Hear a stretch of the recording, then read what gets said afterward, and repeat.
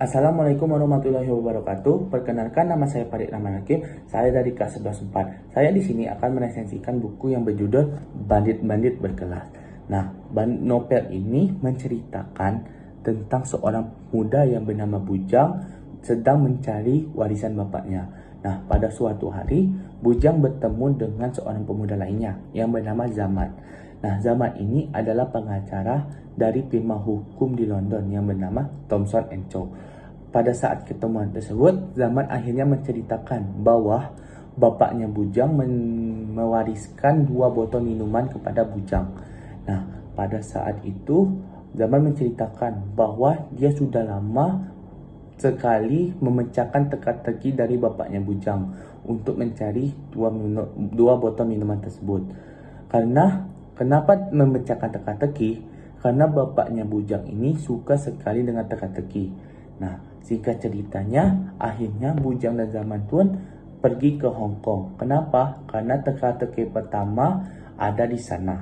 Nah, sesampainya di Hong Kong, Bujang pun ketemu oleh White. White itu adalah kawan akrabnya Bujang.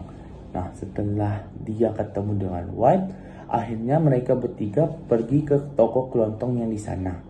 Nah, setelah pergi ke toko kelontong di sana, Bujang pun langsung menyuruh penjaganya untuk mencari nota lama penjualan Gucci yang dibeli oleh bapaknya dulu. Nah, pada saat penjaga toko tersebut mencari nota tersebut, Bujang and Geng pun diserang oleh pasukan Master Dragon. Master Dragon itu adalah suatu pimpinan dari Shadow Ekonomi Cina. Nah, habis itu setelah Bujang diserang oleh Master Dragon, akhirnya Bujang diselamatkan oleh Nona Ayako dan dibawa ke kapal pengintai Nona Ayako. Nah, setelah Bujang berhasil mendapatkan nota tersebut, dan akhirnya Bujang langsung OTW ke Berlin karena isi nota tersebut menyampaikan bahwa alamat pengirimannya ada di Berlin. Nah, sesampainya di Berlin, Bujang pun ketemu oleh seorang pemuda yang bernama Ulrich. Akhirnya Ulrich pun menyuruh Bujang dan kawan-kawannya masuk ke apartemennya untuk diceritakan semua. Nah, Ulrich ini mempunyai ayah yang bernama Ludwig. Ludwig ini dikenal sebagai ilmuwan gila pada Perang Dunia Pertama. Nah, pada saat itu Ludwig pun ditangkap dan ditahan oleh Lord Rupa. Nah, rencananya Ludwig ini akan diasingkan ke suatu tempat. Tetapi sayangnya kapal Lord Rupa itu bertengger kepada suatu pelabuhan. Nah, pelabuhan ini adalah daerah kekuasaannya bapaknya Bujang, yaitu Samad. Akhirnya Samad ini membunuh semua pasukannya Lord Rupa. Sampai akhirnya dia bertarung sama Lord Rupa. Itu adalah pertarungan yang epik karena diceritakan dalam novel ini. Pertarungan itu sangat epik dan Lord Rupa hampir kalah sampai dia mengeluarkan seluruh kekuatannya. Akhirnya bapaknya Bujang pun yang bernama Samad itu tumbang sama Lord Rupa. Tetapi Lord Rupa ini terluka parah. Akhirnya dia bermeditasi lagi di dalam kapalnya. Nah, Ludwig yang bapaknya Ulrich yang bernama Ludwig ini sejak tadi sudah menonton pertarungan tersebut. Akhirnya hatinya tersentuh untuk menolong bapaknya Bujang. Nah, setelah bapak Bujang sembuh, bapaknya Ulrich yang bernama Ludwig ini menawarkan obat atau minuman yang akan diwariskan oleh Bujang. Nah, akhirnya bapaknya Bujang yang bernama Samad ini setuju untuk menjadi kelinci percobaannya Ludwig. Nah, singkat cerita, kembali lagi kepada Bujang dan Ulrich. Akhirnya setelah Bujang menceritakan semuanya, Bujang pun yang langsung menyuruh Yuki dan Kiko untuk mencari keberadaan botol tersebut. Dan akhirnya Yuki dan Kiko berhasil menemukannya. Nah, botol tersebut itu ada di basement salah satu galeri terbesar yang ada di Paris. Nah, akhirnya Bujang pun langsung OTW ke Paris. Nah, pada saat ke apartemen Yuki dan Kiko, akhirnya Bujang bertemu dengan tim yang lama. Nah, tim yang lama itu berisi oleh Tuan Salonga, Junior, Yuki, Kiko, Thomas, White, Bujang, dan ditambah oleh Zaman. Nah, mereka itu langsung OTW ke gala dinner galeri tersebut. Kenapa ke gala dinner? Karena mereka sudah memikirkan beberapa cara untuk masuk ke galeri tersebut.